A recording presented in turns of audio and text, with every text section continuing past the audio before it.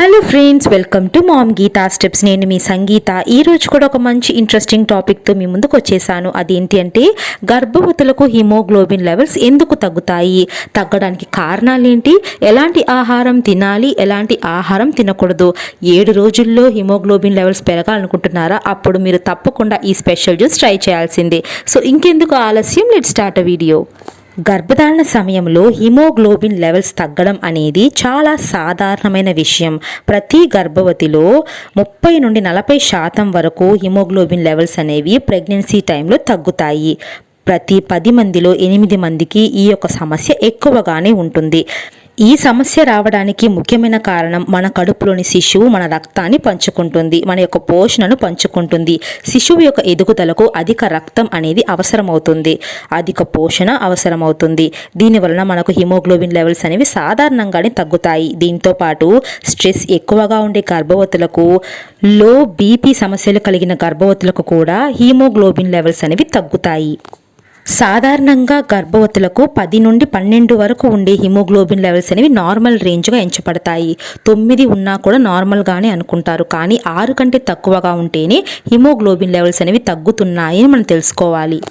ఈ యొక్క haemoglobin levels అనేవి మన శరీరంలో తగ్గుతున్నాయని మనం చాలా ఈజీగా కనుగొనవచ్చు. ముఖ్యంగా మనకు ఇలాంటి లక్షణాలు కనిపిస్తాయి: నిద్రలేమి సమస్యలు రావడం, అలసటగా ఉండడం, ఆకలి లేకపోవడం, బ్రీతింగ్ ప్రాబ్లమ్స్ రావడం, గోర్లు మరియు పెదాల యొక్క రంగు తెల్లగా మారడం, తరచూ జలుబు చేస్తూ ఉండడం. ఇవి అన్నీ మీ శరీరంలో హిమోగ్లోబిన్ లెవెల్స్ తగ్గుతున్నాయి అని చెప్పే సూచనలు. కానీ గర్భవతులు హిమోగ్లోబిన్ లెవెల్స్ పెంచుకోవడం చాలా సులభమైన పని. మనం తీసుకునే కొన్ని ముఖ్యమైన ఆహార పదార్థాల వల్ల మనకు హిమోగ్లోబిన్ లెవెల్స్ అనేవి పెరుగుతాయి. దీంతోపాటు డాక్టర్ ఇచ్చే ఐరన్ ట్యాబ్లెట్స్ కనుక కరెక్ట్గా వేసుకున్నారు అన్నా మీకు హిమోగ్లోబిన్ సమస్యలు అనేవి రావు. హిమోగ్లోబిన్ లెవెల్స్ 7 రోజుల్లో పెరగాలనుకుంటున్నారా? అప్పుడు ఈ జ్యూస్ తప్పకుండా ట్రై చేసి తాగండి. ఈ యొక్క జ్యూస్కి మీరు తీసుకోవాలి 2 అంజీరాలను బాగా కడిగి ఒక స్మాల్ బౌల్లో నీరు పోసి ½ అన్ అవర్ వరకు నానబెట్టుకోండి. తర్వాత ఒక మీడియం సైజ్ క్యారెట్ మరియు బీట్రూట్లను తీసుకొని చిన్న చిన్న ముక్కలుగా కట్ చేసుకోవాలి. నారింజను తొక్క తీసేసి ఒక పూర్తి నారింజను వేసుకోవాలి. దీంతోపాటు 5 నుండి 6 పుదీనా రెమ్మలు తీసుకొని ఒక్క పించ్ సాల్ట్ అనేది యాడ్ చేసుకొని మిక్సీ జార్లో జ్యూస్ లాగా చేసుకోండి. ఇందులో నీరు పోయాల్సిన అవసరం లేదు, అంజీరాల నుండి నీరు సరిపోతుంది. ఈ యొక్క జ్యూస్ను వడకట్టుకొని తాగొచ్చు, లేదా అలాగా కూడా తాగేయచ్చు. మీరు కనుక 7 రోజులు ఈ జ్యూస్ తాగారు అంటే హిమోగ్లోబిన్ లెవెల్స్ ఖచ్చితంగా ఇంక్రీజ్ అవుతాయి. ఈ యొక్క జ్యూస్తో పాటు మీకు హిమోగ్లోబిన్ లెవెల్స్ అనేవి తగ్గకుండా ఉండాలి అంటే ఈ ఆహార పదార్థాలు తప్పనిసరిగా తీసుకోవాలి. ముందుగా మనం డ్రై ఫ్రూట్స్ అనేవి ఎక్కువగా తీసుకోవాలి. అందులో ఆప్రికాట్, డ్రై గ్రేప్స్, డేట్స్ మరియు వాల్నట్స్. దీంతో పాటు మీరు తీసుకోవాలి అంజీర్ మరియు బాదం. ఇవి తింటే హిమోగ్లోబిన్ లెవెల్స్ చాలా బాగా పెరుగుతాయి. ఇక మాంసాహారానికి వస్తే చేపలు, చికెన్ లివర్, మటన్ లివర్ మరియు గుడ్లు అనేవి ఎక్కువగా తీసుకోవాలి.